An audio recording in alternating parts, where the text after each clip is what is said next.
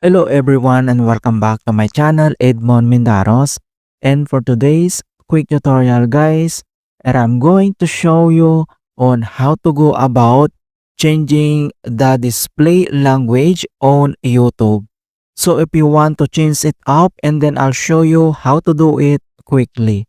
And without further ado, and let's go ahead. So all you have to do is to open up on a web browser.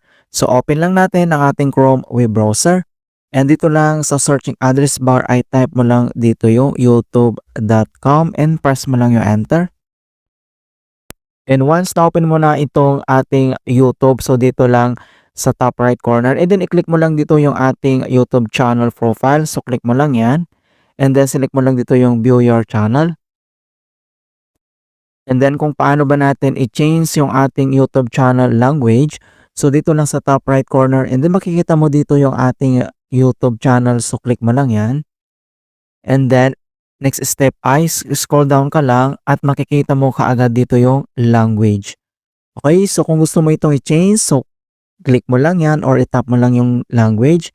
And then makikita mo kaagad dito yung iba't ibang klase ng language mga kaibigan. Okay, so select ka lang dito kung anong gusto mong language upon your options. Alright, so scroll down and then kapag nakasilik ka na, and then itap mo lang siya. Ayan, so automatic ay na-change na yung language ng ating YouTube channel. Alright, so ganun lang po kasimple on how to change language on YouTube. And please don't forget to like this video, subscribe to my channel for more quality content. Thank you guys and see you in my next tutorial.